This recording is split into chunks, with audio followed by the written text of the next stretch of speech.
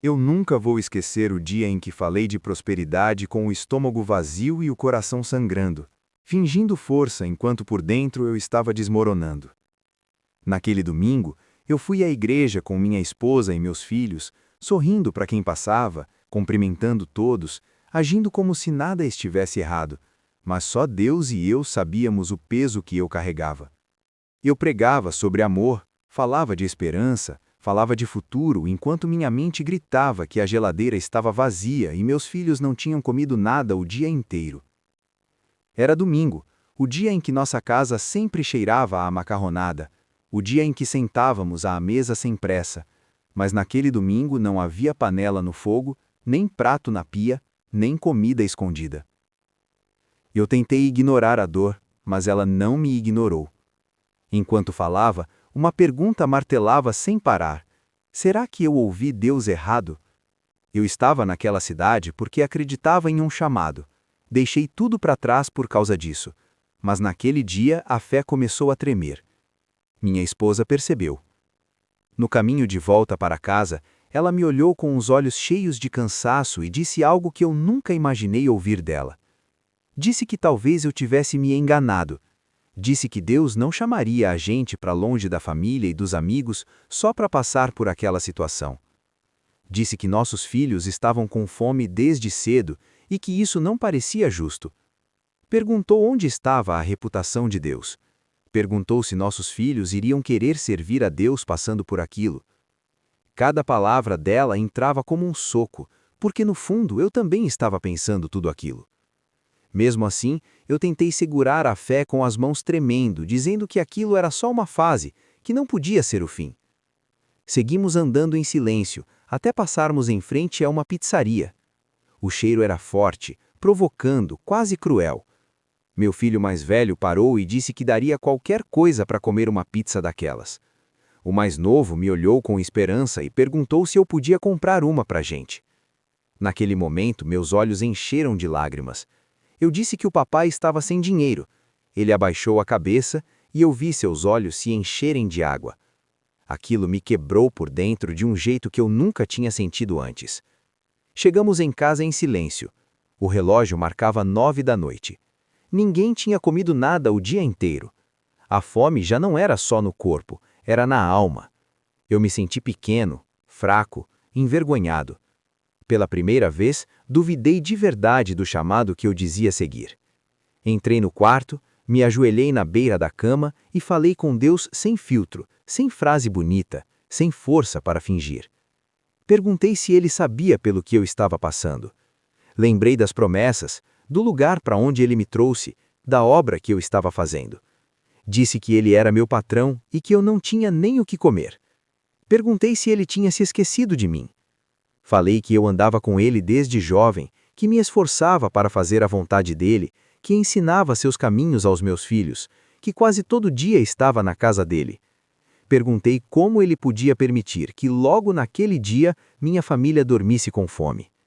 Disse que nunca na minha vida isso tinha acontecido, nem comigo, nem com minha esposa, nem com meus filhos.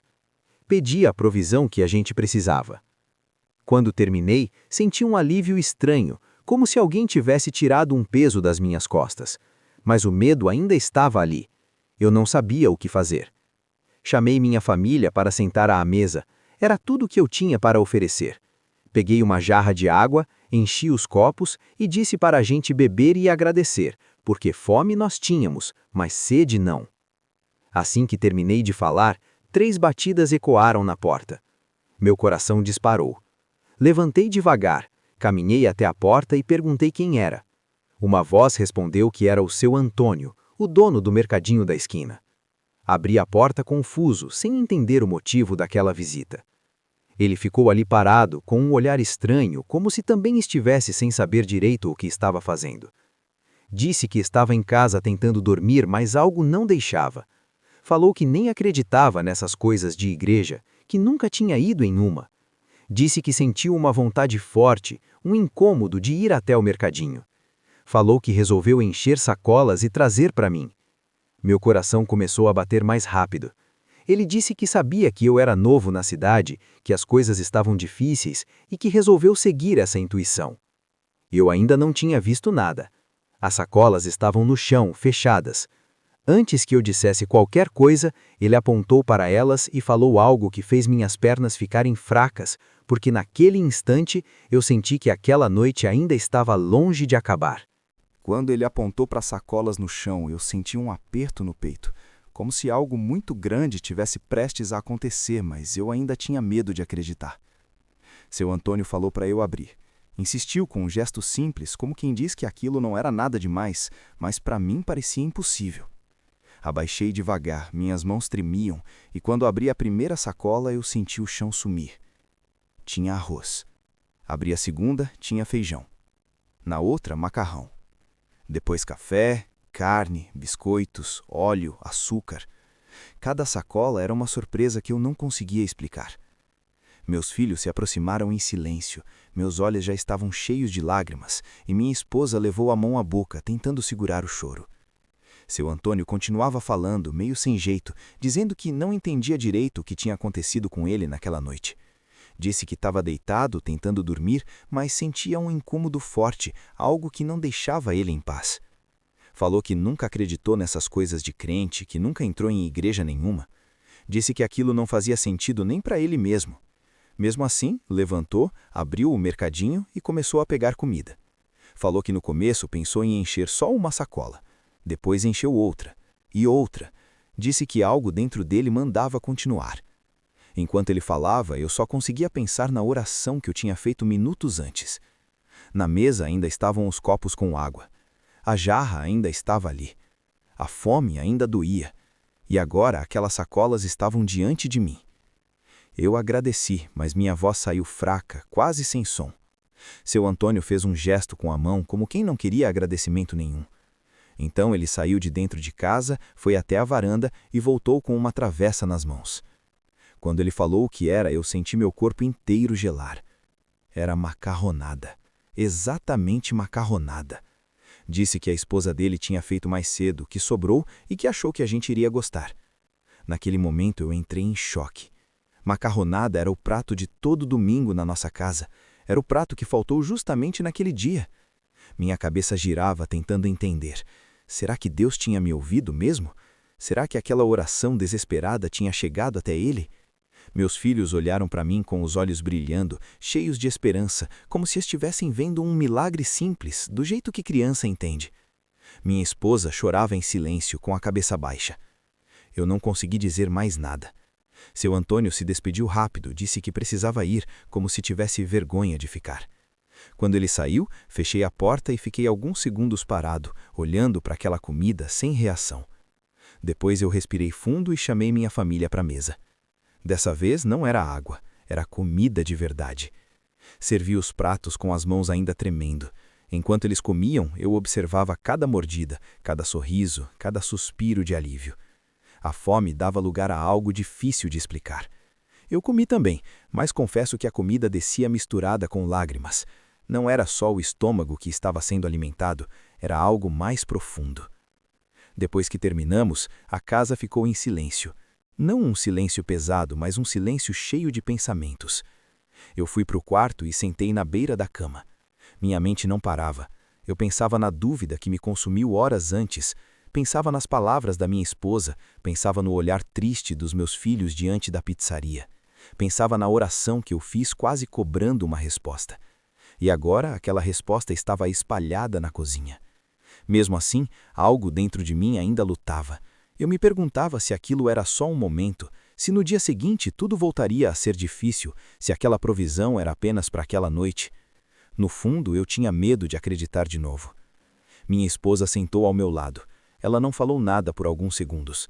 Depois disse que sentiu vergonha por ter duvidado. Eu disse que também duvidei. A gente se abraçou, não como quem venceu, mas como quem sobreviveu a algo muito pesado. Naquela noite, deitei sem fome, mas com o coração acelerado.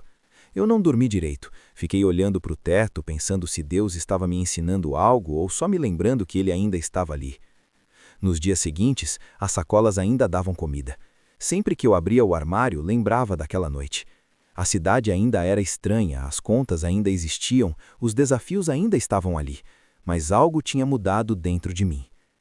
Mesmo assim, a dúvida não tinha ido embora por completo. Eu continuava me perguntando se aquilo era o começo de algo maior ou só um alívio temporário. Cada domingo chegava com uma mistura de medo e expectativa.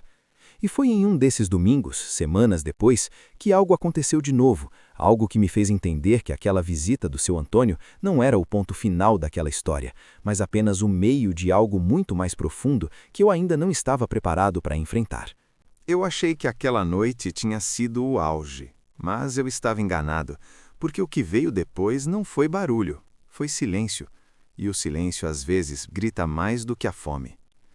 Depois da visita do seu Antônio, nada virou mágico de um dia para o outro, e isso me confundiu mais do que a escassez. Eu esperava a porta se abrindo rápido, oportunidades caindo do céu, mas os dias seguintes vieram normais demais.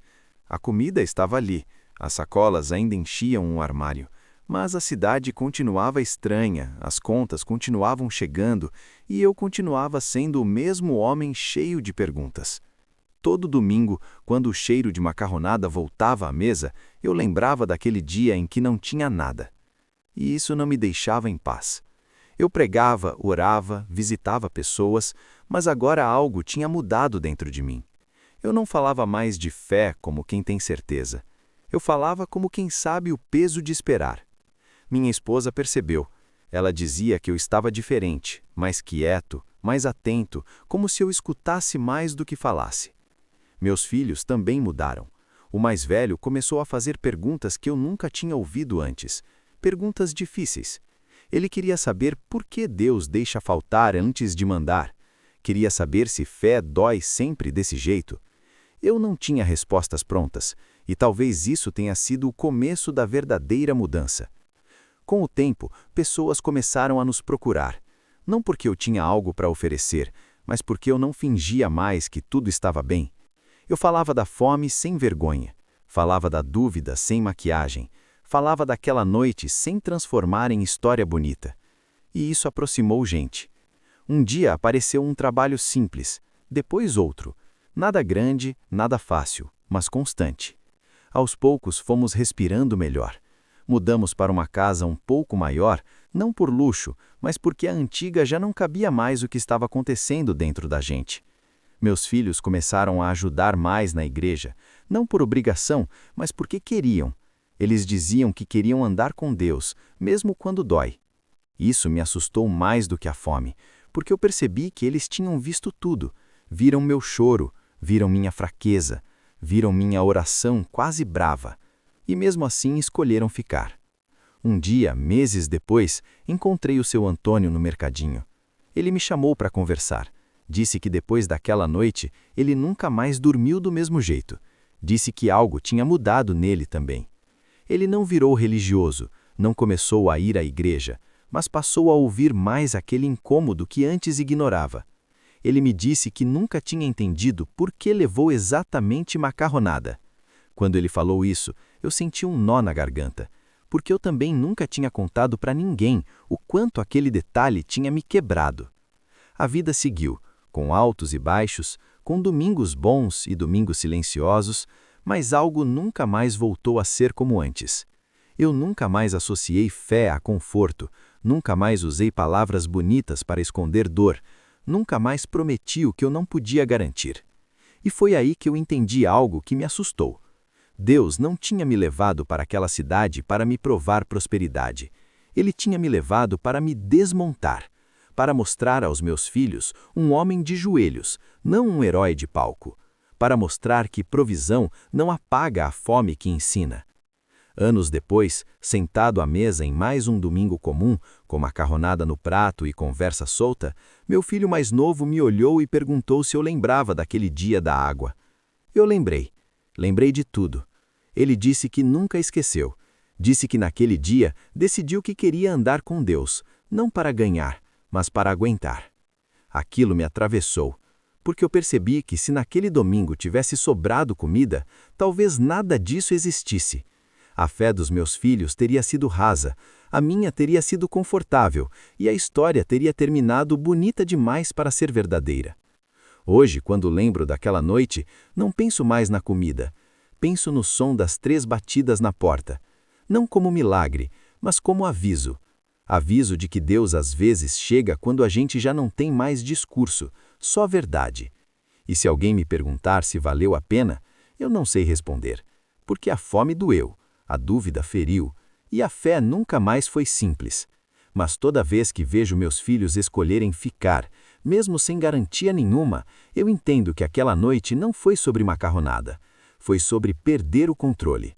E isso, até hoje, ainda me assusta.